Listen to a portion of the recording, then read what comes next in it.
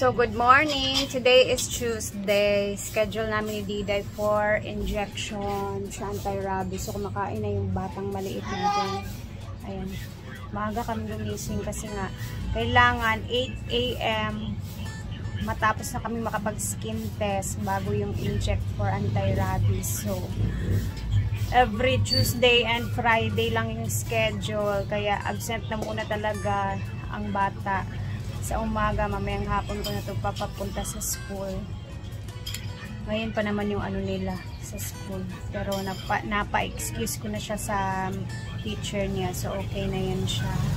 And ito muna yung mga ulam ni Diday ngayon.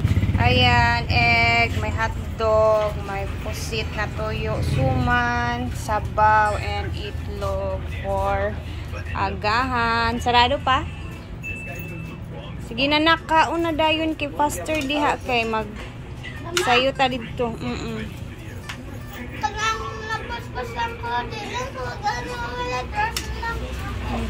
Sige go. Basta kay makakaon. Diri ra sa among balay among binuhi nga iring. Ikaw ni ma'am? Paliton sa nina kong tetanus. Balik din ko diri. Ayan din ang booster. Ay ma'am, kuhaan sa ito na kong 1 KB kaya itong gamiton sa masuklian siya. Thank you. Balik kami. So, ayan na. Bili muna kami ni Claire ng tetanus guys bago ang kaniyang injection. Hadlo ka. Buti na lang itong batang maliit. Last year yung last niyang injection sa anti-rabies. So, ang nangyari ngayon is ayun, bibili na lang kami ng tetanus and then ibu-booster na lang siya kasi September pa yung last year niya na na-injikan din siya for anti-rabies dahil nakagat din ng pusa. So, takot talaga yan siya guys. So, ito yung aming RHU dito sa plaza. Malapit lang siya sa ground and simbahan namin. So, ito yung simbahan guys. And, dito din yung plaza namin. So, maganda talaga dito guys kasi andito na lahat. Hindi ka na babiyahin ng malayo. Buti nga ngayon meron na kami ditong access sa mga anti-rabies kahit category 3. Kasi noon pag nag-category 3 ka, meaning sobrang grabe yung nangyari nakagat sa'yo ng pusa or aso. Sa syudad ka talaga kasi walang available dito. Buti na lang talaga ngayon dito. Kahit magbayad ka ng 500 per session, okay na lang. Kaysa ibiyahin mo pa sa malayo sa syudad, tapos pamasahe pa doon. Basta. At least kahit mapano dito na lang sa malapitan, diba? And then, ayan, si Mark na yung pinabili ko sa anti-tetanus. Para diretso na tayo. Ay, ito lang yung nakakatakot. Pag may nakagat ng aso or pusa, lalo na yung anak mo, hindi ka talaga mapapakali. Ayan si dito. Etong lahat ng mga tao dito nakikita ninyo, papa-inject yan sila kasi every Tuesday and Friday lang schedule dito talaga sa injection of anti-rabies. So, maraming tao talaga. Hindi pa to ano, ang dami pang darating dito kasi mag-i-8 pa lang dito. Diday, careful diha anak.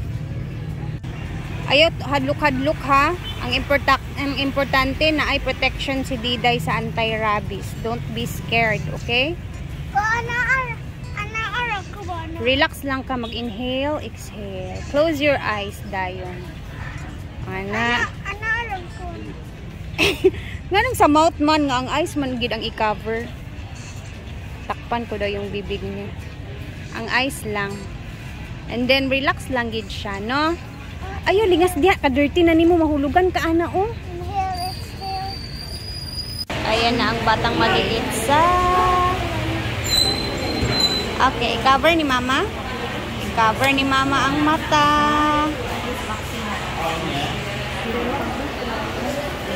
Close your eyes lang. Mama po. Close your eyes. Relax. Exhale. 1, 2, 3. Okay. Relax lang. Okay. Okay. Yes po. grabe ba? Very good. Then, mag-wait din ta sa booster. Tawagon na ang booster. Wala, let's go. Paano naman si...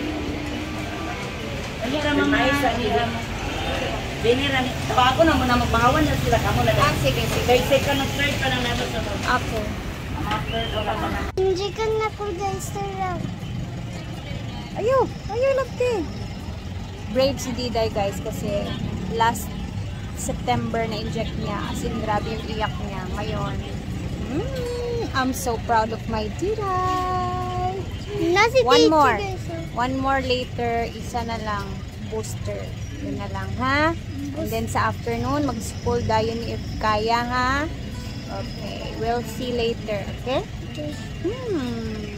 Finish! Kanida doon na ako, ma'am? So, ibalik na din ako sa Friday. Thank you! Mana, let's go na. Bye! Alay na, uy! Dirita, ate! Salamat! Grabe si Diday, bye! Tayo po. Okay, tapos na kami ni Claire. Balik na lang kami sa Friday dahil meron pa kaming second dose ng booster. Kahit yung booster guys, may bayad na din talaga siya. 500. So, another 500 is coming Friday. So, uwian na.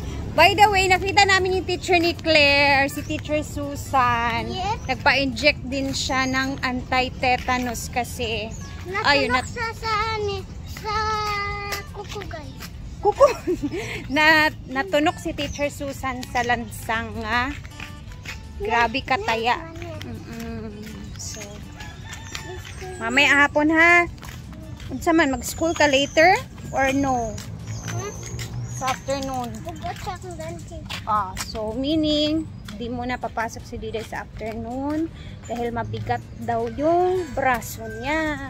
So pauwi na kami and maglalakad lang kami kasi malapit lang naman siya. And then mamaya punta tayo ng farm kasi ito, paparelax ko lang to sa bahay. Kaya tara na. Wait lang. So, hinaguan na tayo. Kakatapos ko lang sa bahay. Itapusin ang mga obligasyones as a mother. So, dito naman tayo. Magtatrabaho na naman tayo as a content creator for today's video. Hanap na naman tayo ng maluluto. Ang ganda ngayon ng ilog, guys. Oh, diba? Ayan. Ako, nakayo ka. Ang ganda ng ilog ngayon. Ay, may naglilinis doon. Ay, andito na sila Pudoy.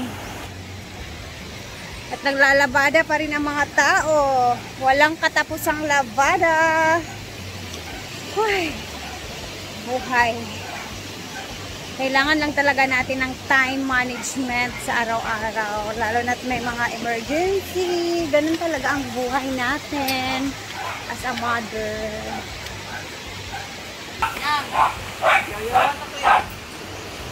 Wala ni nakita ang kuan. Mulak pa, ang paglakita niya, dili siyang mulak. Nagyaw-yaw na siya. Pero dyan kayo kay tapos ito na, hubog-hubog na. Gahapon? Sa Masyada karon kay dili siya mao kapiso sad kuan.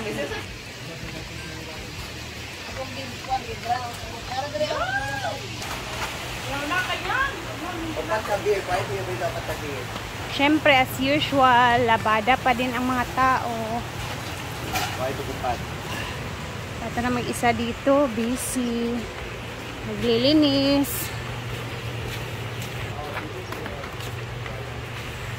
Parang busy siya sa paglilinis dito, guys. So,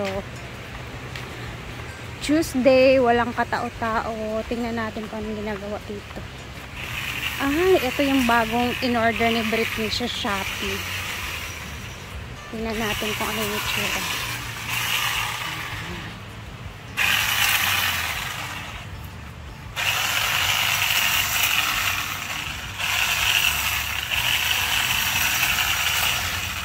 Bantay bay anak pulgoso ha, maapil bay imong kamot. Tinitrim na yung mga bonsai para may forma naman.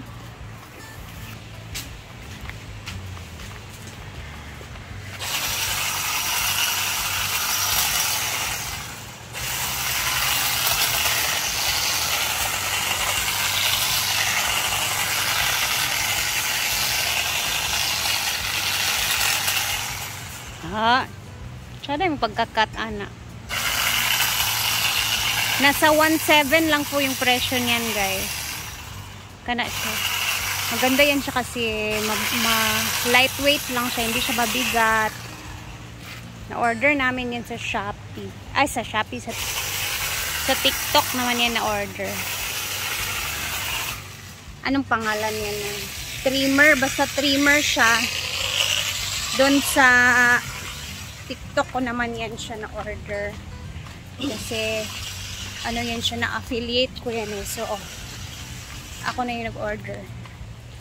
Maganda siya, bagay dito sa farm ni Brenda kasi maraming pwedeng i-cut-cut, i-trim-trim ng mga puno ng kahoy. So, dito na muna tayo dahil ako ay maghahanap muna sa ating pwedeng maluto na naman mamaya or itulong-tulong dito. So, ay, naka-relax ako guys kasi na-injikan na si Diday kahit papano. And then, ayun, sa Friday, balik naman kami ulit. So, ayun, thank you Lord. And, ayun na, see you later dahil mamaya makikita nyo naman yung gagawin ko mamaya. So, bye muna for now guys and God bless everyone. Mag-ingat po tayong lahat. God bless.